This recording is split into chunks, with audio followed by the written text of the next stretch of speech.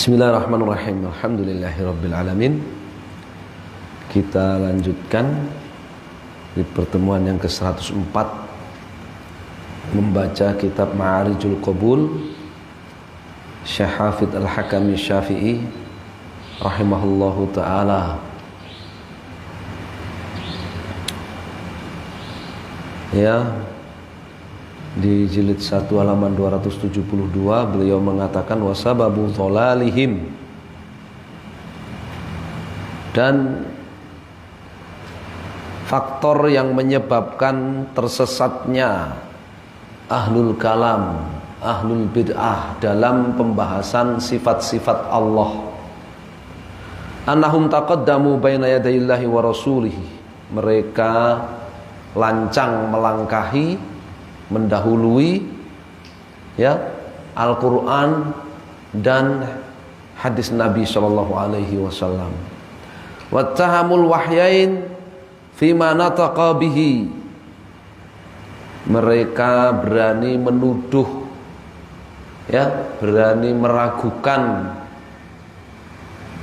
Al-Quran dan hadis Nabi Sallallahu Alaihi Wasallam dalam apa yang keduanya beritakan. Wa wazanuhuma biuqulihimus sakhifah, mereka kemudian membandingkan, menimbang Al-Quran dan hadis Nabi itu dengan logika mereka, dengan logika ya kotor mereka, wa adhanihimul ba'idah, logika lemah mereka, logika jeblok mereka, dan mereka menimbang Al-Quran dan hadis Nabi dengan pemikiran, dengan teori, dengan pemikiran mereka yang jauh dari kebenaran. Wa qawaninihimul fasidah, menimbang Al-Quran dan hadis Nabi dengan teori-teori rusak mereka, alatihi alaisat minallah fi syai', teori-teori yang tidak bersumber dari Allah sedikit pun. Wala min ulumil Islam fi dhillin wala fai', ya, teori-teori yang tidak bersumber dari ilmu-ilmu Islam sedikit pun. Ini ahlul filsafat. Ya. Terus apa? Wa innama hiya awdha'un mukhtalifah. Mungkin maksudnya mukhtalaqah ya. Tidak lain itu hanyalah teori-teori yang mereka buat sendiri. Adkhalahal a'adi ala ahlil Islam, oleh para musuh Islam disusupkan ke dalam Islam, disusupkan ke tengah-tengah kaum muslimin, liqasdi idharil fasad, dengan tujuan untuk menyebarkan kerusakan, waligharsi sajaratil ilhad ya al-muthmirah, dengan tujuan untuk ya menanamkan pohon ateisme dalam atau di tengah-tengah umat Islam. Ini teori-teori filsafat mereka untuk memahami sifat-sifat Allah, untuk memahami ketuhanan, itu tidak lain berujung pada apa? Ya, kerusakan di muka bumi dan kehewanan, ya, ateisme, ya, anti Tuhan, anti agama. Itu ujung dari teori-teori filsafat mereka dalam memahami sifat-sifat ketuhanan. Mereka menolak ya memahami sifat-sifat Allah atau teori ketuhanan itu dengan berdasarkan wahyu Al-Quran dan hadis Nabi. Mereka menolak ya, mereka maunya memakai apa? Logika-logika mereka sendiri, hasil pemikiran mereka sendiri ya.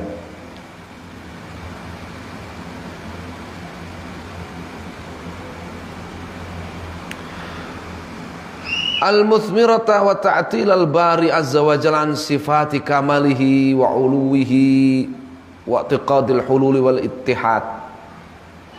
Teori-teori yang Tujuannya adalah untuk menanamkan pohon ateisme, pohon anti Tuhan, anti agama, yang membuahkan apa?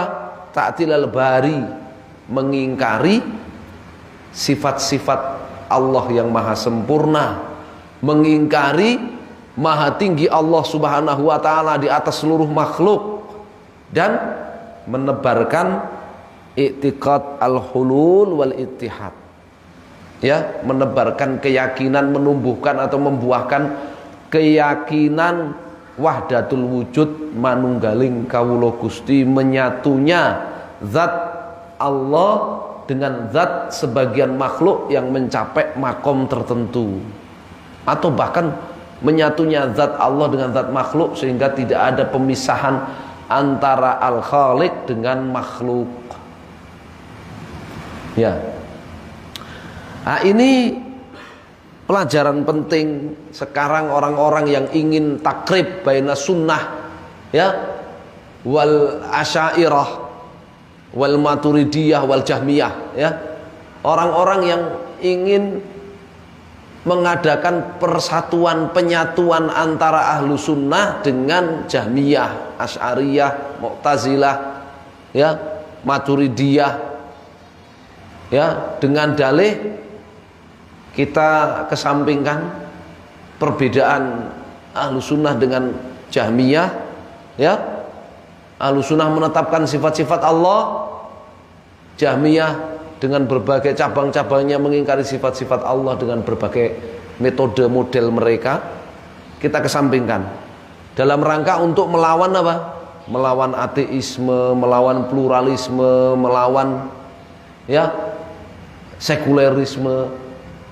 Maka di sini Syekh membantah, ya, bahwa ateisme, sekulerisme, pluralisme dan semisalnya itu justru itu merupakan apa? Buah dari ilmu kalam, ilmu filsafat yang dipakai oleh orang-orang Jahmiyah, Asy'ariyah, Maturidiyah, Mu'tazilah dalam memahami agama ini, dalam memahami sifat-sifat Allah Azza wa Jalla. Ya. Itu buah.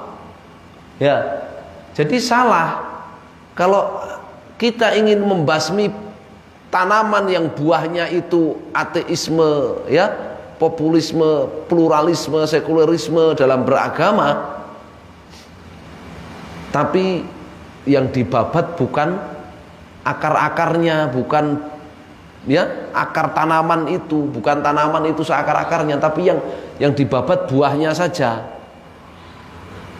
Tanamannya masih dibiarkan. Ya. Salah kan?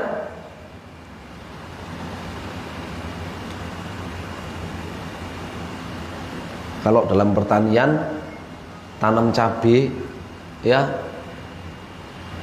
buahnya paten. Salah kalau yang yang dihabisi buahnya aja yang paten. Karena penyakitnya itu dari akarnya yang menyerang ke batang sampai ke bunga sampai ke buah. Jadi harusnya dicabutin sampai ke akar-akarnya pohon cabai itu. Ya.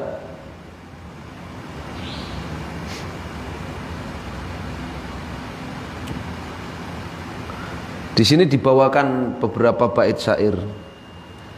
Ja'u biha fi qalabit tanzihi lillahi kay yughwuna kulla safihi. Qalu sifatu kamalihi munfiyatun anhu makhafata mujabit tashbihi.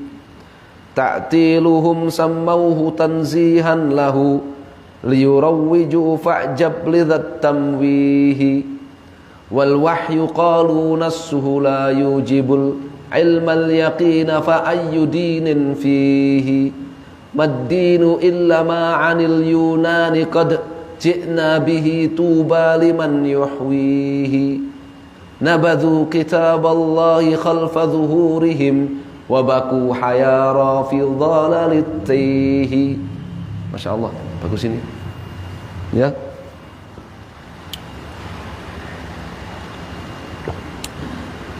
Mereka datang membawa teori-teori filsafat fi qalabit tanzihi, dibungkus dengan bingkai mensucikan Allah Subhanahu wa ta'ala.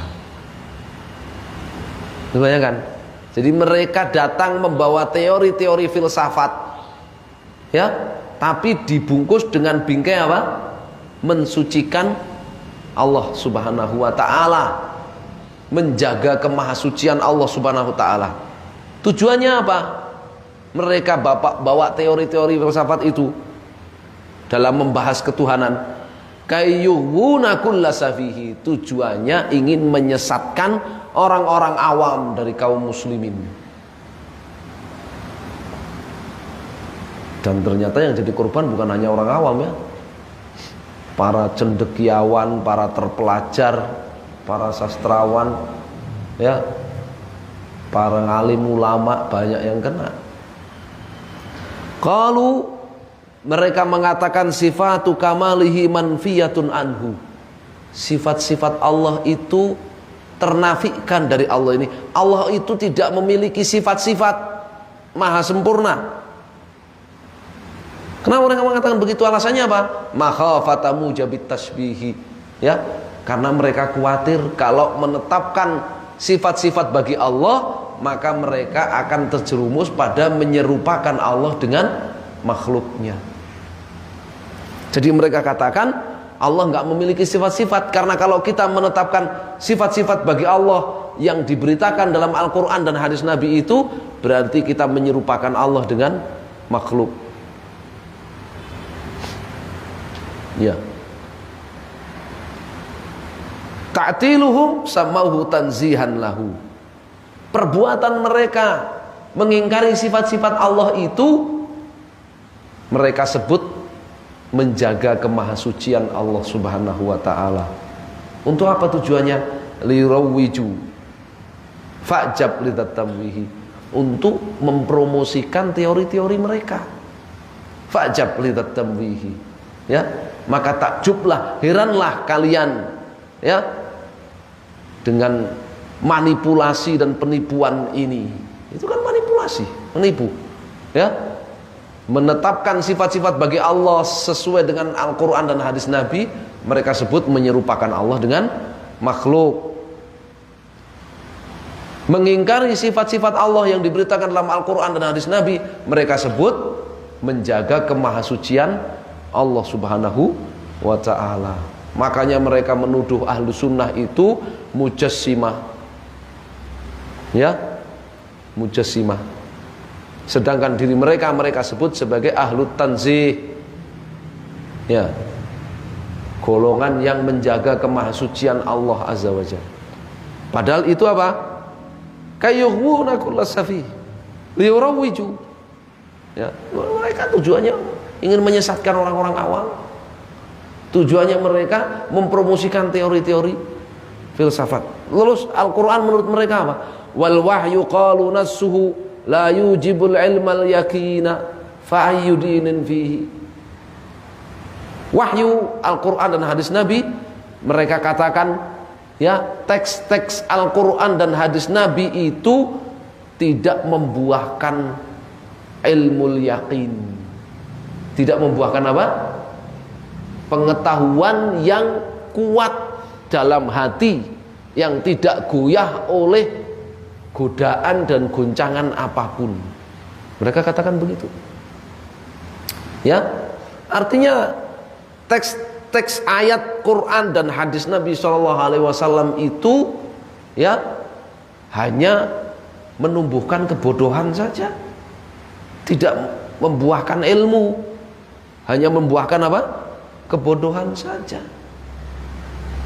Fa'ayudinin fihi. Jadi agama apa ini? Agama apa yang mengatakan seperti itu? Ya, teks-teks Al-Quran dan hadis Nabi mereka tuduh tidak membuahkan apa? Ilmu yakin. Kalau enggak membuahkan ilmu yakin, berarti membuahkan apa? Kebodohan, keraguan-raguan. Ya. Yang mengikuti ayat Al-Quran dan hadis Nabi menetapkan sifat-sifat Allah yang ada dalam Al-Quran dan Nabi, mereka sebut musyabbihah, mereka sebut mujassimah, menyerupakan Allah dengan makhluk. Lalu mereka mengingkari sifat-sifat Allah, mereka sebut diri mereka ahlu tanzih, orang-orang golongan yang menjaga kemahasucian Allah. Padahal tujuannya apa? Tujuannya mempromosikan teori-teori filsafat untuk menyesatkan umat. Madinu illa ma'anil yunani qad ji'na bihi tuba liman yuhwihi. Agama menurut mereka itu tidak lain adalah teori-teori filsafat yang datang dari Yunan. Teori-teori filsafat Yunani kuno itu, ya, yang dituliskan oleh siapa? Aristoteles, ya, Socrates, Plato. Teori-teori ketuhanan yang ditulis oleh siapa? Orang-orang yang tidak beragama. Socrates, ya, Aristoteles, ya, Plato. Terus siapa lagi? Ya, dari Yunani kuno.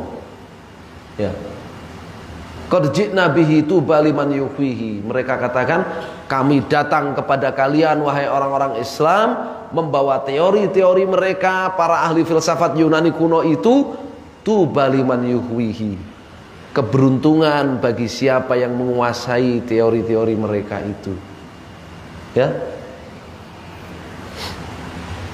para ulama salaf kemudian mengatakan apa? Al jahlu biha ilmun. Kamu jahil, kamu bodoh, kamu nggak tahu teori filsafat-filsafat mereka itu ilmu. Justru kamu berilmu kalau kamu nggak tahu teori-teori filsafat mereka. Ya. Nabadhu kitaballahi khalfa zuhurihim. Lalu Al-Quran dan hadis Nabi mereka taruh di mana? Mereka buang Al-Quran di balik punggung mereka. Mereka tinggalkan jauh-jauh Al-Quran dari balik punggung mereka. Wabaku hayara fi dhalalitihi. Akhirnya mereka, ya, tenggelam dalam kebingungan fi dhalalitihi. Ya, mereka tenggelam bertahan di atas hayara, kebingungan fi dhalalitihi, ya, dalam kubangan kesesatan yang tih itu apa? Nyasar, kalau bahasanya orang Jawa itu, ya, tih itu nyasar kemana-mana.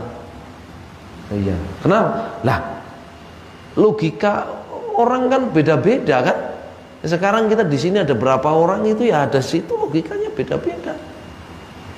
Ya, logikanya beda-beda. Nggak ada yang baku logika. Ya kan? Buktinya mereka bikin tes IQ beda-beda. Apa sama logikanya yang IQ-nya di bawah 120 dengan yang IQ-nya 120 ke atas? Nggak sama. Ya. Makanya kata orang yang kuliah filsafat sampai doktor, katakan apa? Hah? Kalau IQ kamu nggak sampai 120 nggak usah belajar filsafat, katanya.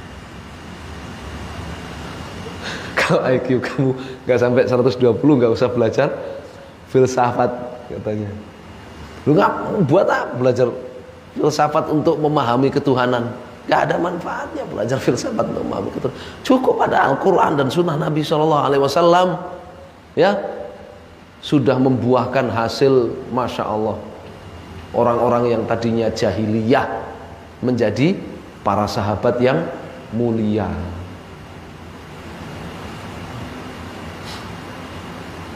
Kalau filsafat, orang yang tadinya kenal agama menjadi ateis.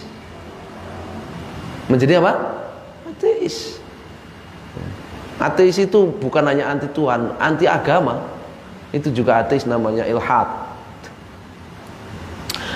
Fasammau nural ladzi anzalahu Allahu azza wa jalla ala rasulih sallallahu alaihi wasallam tafsila kulli syai'in wa tibyan li kulli syai'in wa lam yufarrid fihi min syai'in wa bayan Nabi sallallahu min jawami kalimihi wa bayana Nabi sallallahu min jawami kalimihi allati ikhtassallahu biha fasamau dzalika kullahu ahadan dhanniyatan la tufidul yaqin. Mereka menyebut Al-Qur'an dan hadis Nabi SAW itu sebagai ahad, berita-berita ya yang tidak masyhur, dhanniyah, yang hanya prasangka belaka, la tufidul yakin, tidak membuahkan ilmu. Al-Quran yang Allah turunkan kepada Rasulullah SAW, Al-Quran yang merinci segala sesuatu, menjelaskan segala sesuatu, Al-Quran yang di dalamnya Allah tidak melalaikan sesuatu apa, melewatkan sesuatu apapun. Demikian juga hadis Nabi yang ringkas tetapi syarat dengan hukum, hikmah dan pelajaran yang Allah khususkan untuk beliau, penjelasan beliau terhadap Al-Quran. Al-Quran dan hadis Nabi yang seperti itu oleh mereka disebut apa? Ahad dan dhanniyah, disebut berita-berita ahad, berita yang datangnya dari 1-2 orang saja, bukan berita yang viral, bukan berita yang masyhur, mutawatir. Dan dhanniyah ya, bukan qat'i, ya, enggak pasti, hanya sekedar tebak-tebakan saja, prasangka belaka saja. La tufidul yakin, berita-berita, informasi-informasi yang tidak membuahkan ilmu. Itu kata mereka. Penghinaan enggak? Penghinaan kelas berat itu. Wong wahyu pertama turun kepada Nabi sudah menyebut ilmu. Iqra bismi rabbikal ladzi khalaq, khalaqal insana min 'alaq, iqra wa rabbukal akram, alladzi 'allama bil qalam, 'allamal insana ma lam ya'lam. Sudah langsung menyebut ilmu. Al-Qur'an wahyu yang turun kepada Nabi langsung disebut ilmu. Dari pertama datang kepada Nabi disebut ilmu oleh Allah Subhanahu wa taala.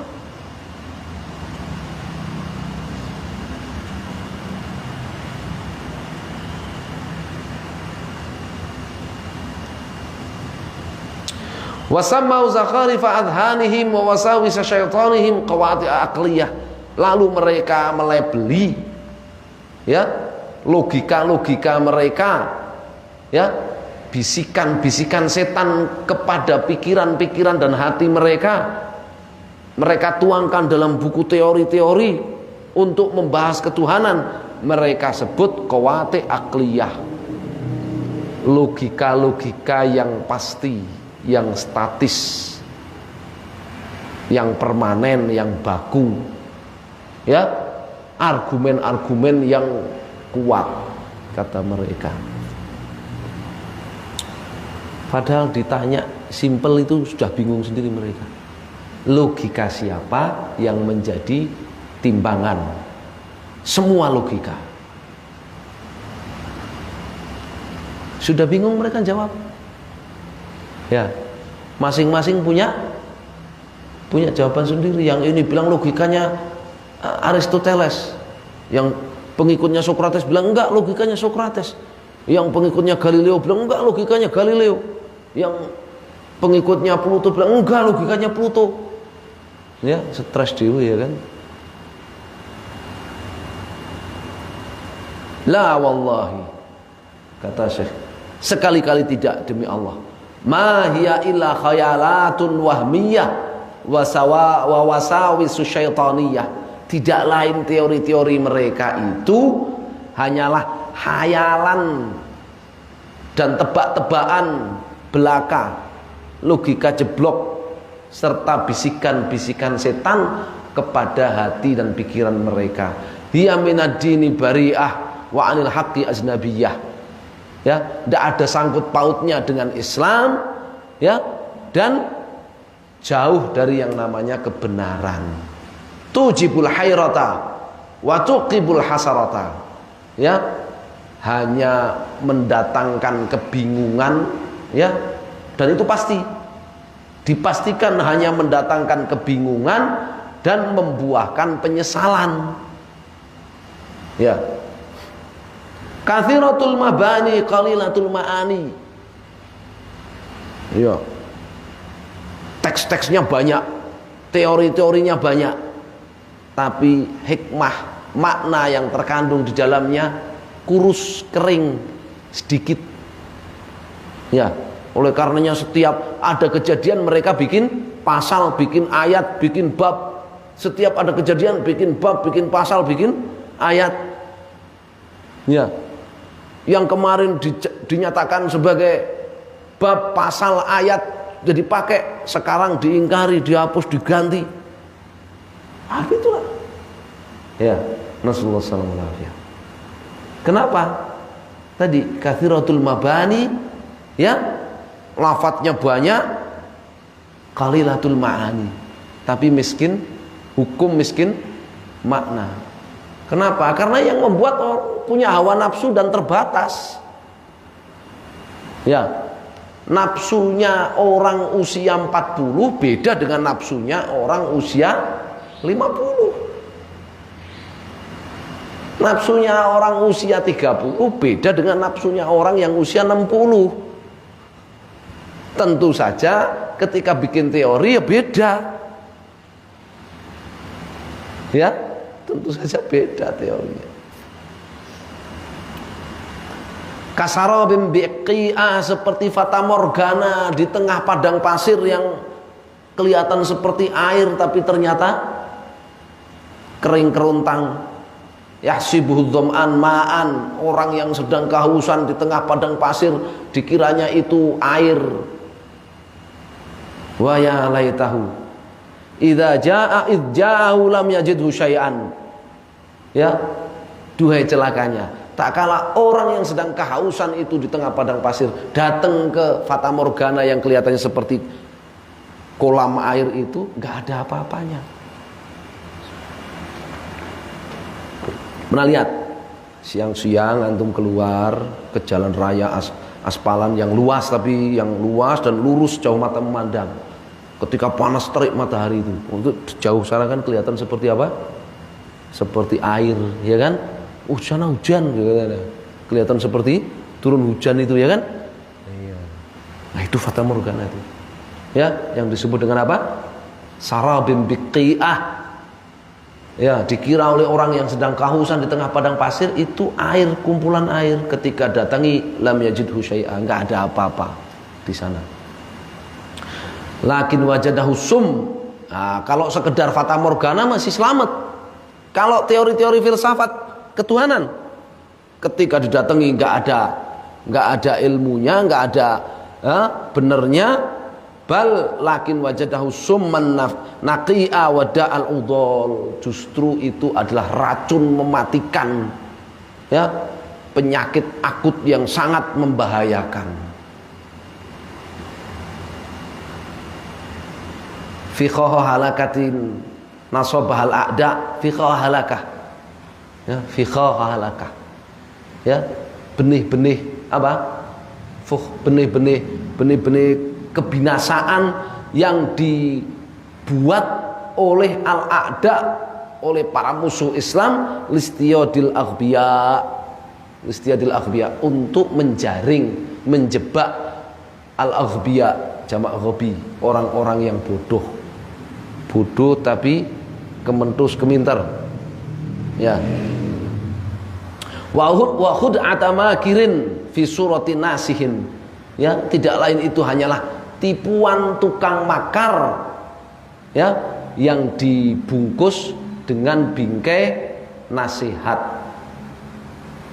Fi'la adullah al-la'in fi qissatihi ma'al abawain alaihimassalam, persis seperti kisahnya iblis terlaknat, musuh Allah, ya, ketika menggoda, ya, berusaha menyesatkan Nabi Adam dan Hawa, fi dalalatiha ala syajaratin nahahuma rabbuhuma, ketika membujuk Adam dan Hawa supaya makan apa?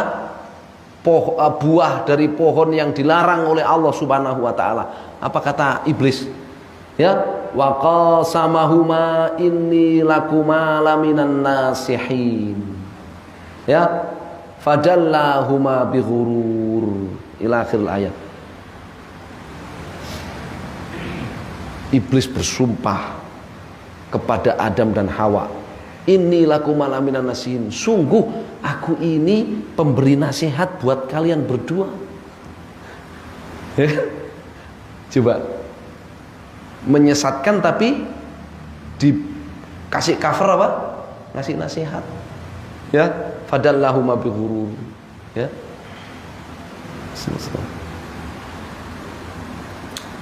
Wa kadzalika kutubul kalam wal mantiq al Yunani. Demikian juga buku-buku filsafat dan mantik Yunani, mantik Yunani kuno. Yunani kuno adkhalahul a'da alaina. Musuh-musuh memasukkan buku-buku itu kepada kita orang-orang Islam, wasamauhu ilmat tauhid. Lalu mereka beri judul apa? Ilmu tauhid. Ya, diberi judul ilmu i'tiqad, diberi judul ilmu usuluddin, talbisan wa tamwihan, ya, sebagai bentuk tipuan dan kedustaan. Wa ma huwa illa, ya, sulamul ilhad wa zandaqah. Padahal tidak lain itu hanyalah tangga menuju ilhad wa zandaqah. Menuju apa? Anti Tuhan, anti agama, ateisme, pluralisme, sekulerisme. Ya, wa jahadu sifatil bari azza wajal. Tangga menuju pengingkaran terhadap sifat-sifat Allah azza wajal. Wa samau dzalika tanzihan. Mereka labeli, ya, buku-buku itu sebagai bentuk tanzih, menjaga kemahasucian Allah. Liyughru al-juhal bidzalik, untuk, ya, menipu orang-orang awam. Wa innama huwa mahdhu ta'til, padahal itu murni ta'til, murni apa? Ateisme, pengingkaran terhadap sifat-sifat Allah. Wa sammau auliya Allah al-mu'minin alladziina arafuhu bi asma'ihi wa sifatihi musyabbihatan. Lalu mereka menuduh ahlu sunnah, wali-wali Allah, orang-orang beriman yang mengenal Allah dengan nama-nama dan sifat-sifat Allah dalam Al-Quran dan hadis Nabi. Mereka labeli dengan label apa? Mereka tuduh mereka itu, orang-orang beriman itu musyabbiha, ya, orang-orang atau golongan yang menyerupakan Allah dengan makhluknya. Ya, liyunafirun nas anhum makran wa khadi'ah. Tujuannya membuat lari orang-orang awam dari para ulama. Ya, itu sebagai bentuk makar, ya, dan akal-akalan mereka. Fahasbahal maghrur biqaulihim al-makhdu bimakrihim ha'iran makhzulan. Akhirnya orang yang menjadi korban penipuan mereka dan makar mereka menjadi apa? Ha'iran makhzulan, ya, menjadi bingung, ragu terhadap agamanya, bahkan terhadap Tuhannya. Makhzul, ya, terlantar. Li'annahum lama azalu kitab Allah anil bayan.